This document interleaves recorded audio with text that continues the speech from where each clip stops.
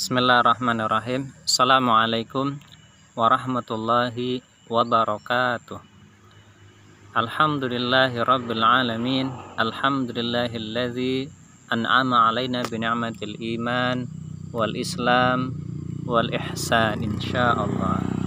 Asyhadu an la ilaha illallah wa asyhadu anna Muhammadan abduhu wa rasuluhu alladzi la nabiyya ba'dah.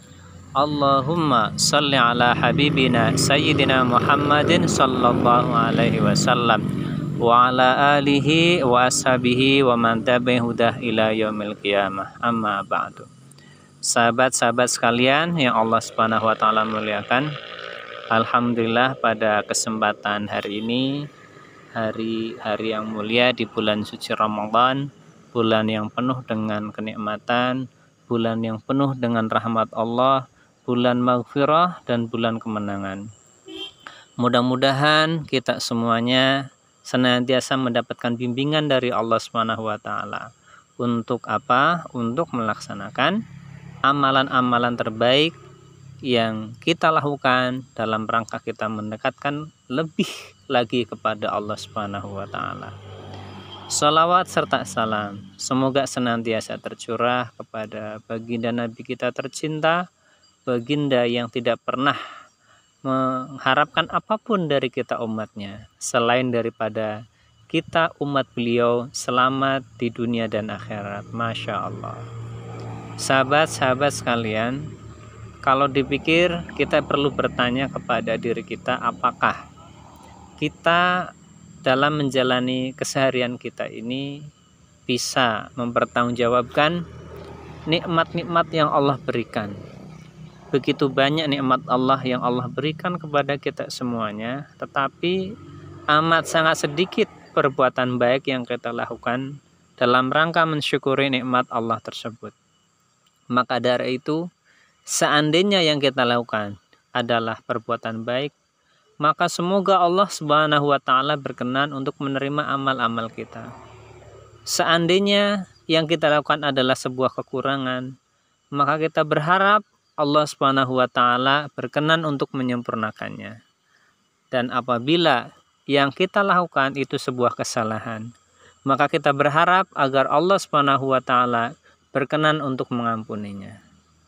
Sahabat-sahabat sekalian, kita diingatkan ya dalam surat Al-Hasyr, A'udzubillahi minasyaitonirrajim. Ya ayyuhalladzina amanu taqullaha wal tanzur nafsum ma qaddamat lighad. Wahai orang-orang yang beriman, bertakwalah kepada Allah dan hendaklah setiap jiwa memperhatikan apa yang dia lakukan untuk hari esoknya. Wal tanzur nafsum ma qaddamat lighad. Dan hendaklah setiap jiwa memperhatikan apa yang telah ia lakukan untuk hari esok.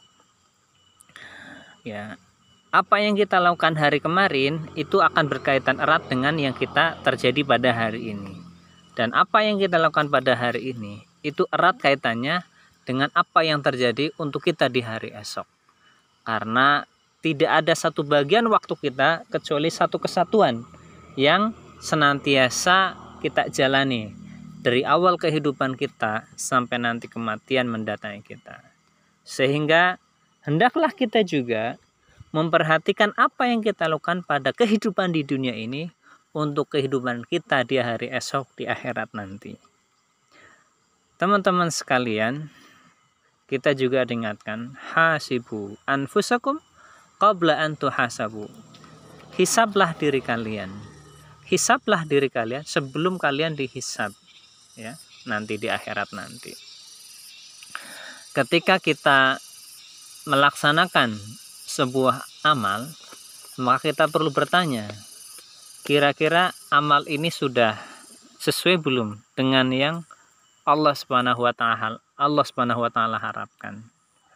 Apakah amal-amal kita ini bisa menjadikan kita terbebas dari orang-orang yang rugi?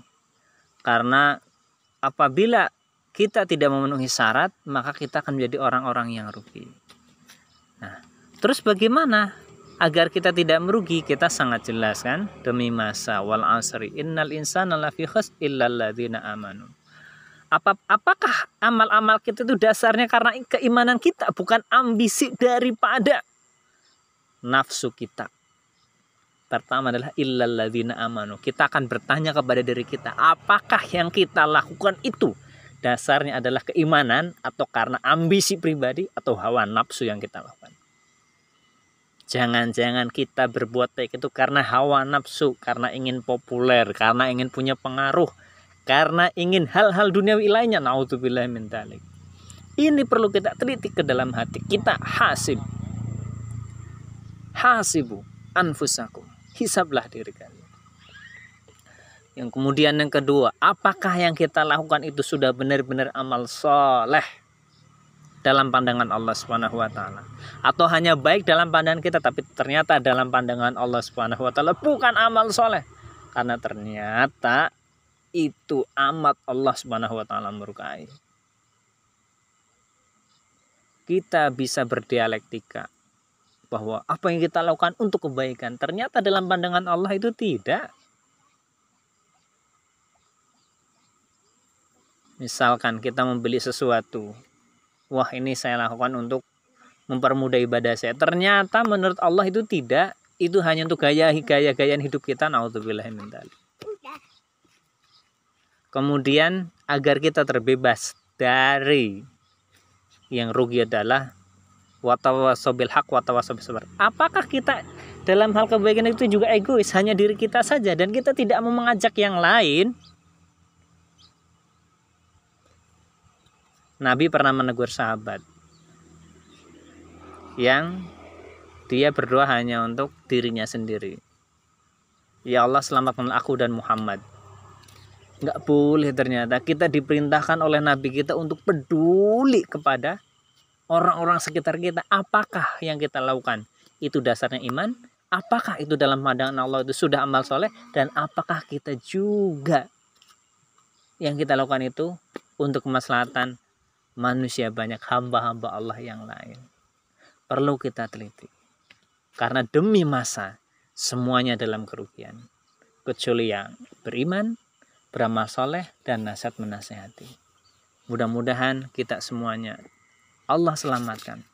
Kita mengaku kepada Allah, ya Allah, amal kami sangat sedikit, maka perbanyaklah dengan karunia-Mu. Ya Allah, amal kami sangat kurang, maka sempurnakanlah dengan karunia-Mu. Ya Allah, dosa kami sangat banyak, tetapi ampunan-Mu lebih banyak dan lebih besar dari dosa-dosa kami semuanya. Ya Allah, ighfir lana. Barakallahu fikum jami'an. Mohon maaf atas segala kekurangan. Usi nafsi bitaqwallah wa iyyakum jami'an. Assalamualaikum warahmatullahi wabarakatuh.